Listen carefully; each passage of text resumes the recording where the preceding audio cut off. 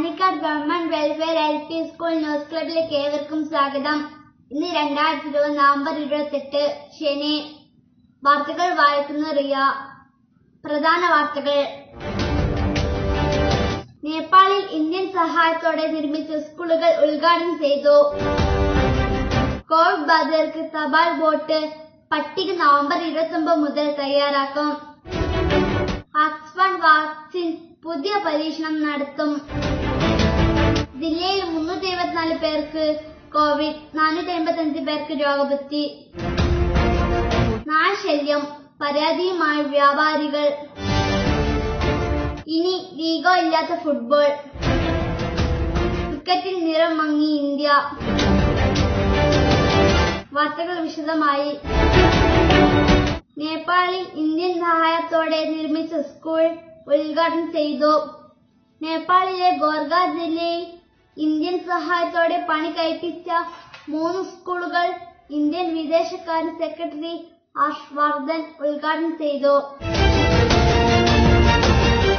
Covid ബാധിതർക്ക് തപാൽ vote പട്ടിക നവംബർ 29 മുതൽ തയ്യാറാക്കും. കോവിഡ് ബാധിതർക്കും നിരീക്ഷണത്തിലുള്ളവർക്കും തപാൽ വോട്ട് അനുവദിക്കുന്നതിനായി നവംബർ 29 മുതൽ പട്ടിക തയ്യാറാക്കും. ഓക്സ്ഫോർഡ് സർവകലാശാലയുടെ കോവിഡ് വാക്സിൻ ആഗോളതലത്തിൽ പുതിയ പരീക്ഷണം നടത്തും.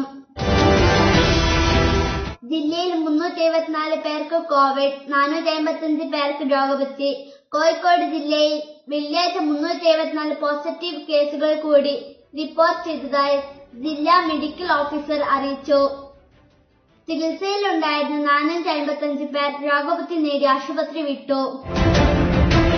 നാശല്യം പരാതിയുമായി വ്യാപാരികൾ. പേരാമ്പ്രയിൽ നിരവധി ആളുകളെ പേപ്പട്ടി ആക്രമിച്ച സാഹചര്യത്തിൽ നാശല്യം ഒഴിവാക്കാൻ അടിയന്തര നടപടികൾ സ്വീകരിക്കണമെന്ന് വ്യാപാരി വ്യവസായ സമിതി ആവശ്യപ്പെട്ടു.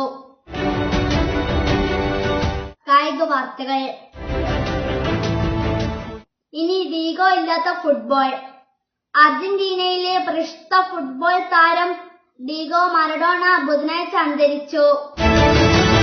വാർത്തകൾ ഇവിടെ പൂർണ്ണമാകുന്നു. കൂടുതൽ വാർത്തകളും വിശേഷങ്ങളുമായി അടുത്ത ദിവസം കാണാം. നന്ദി.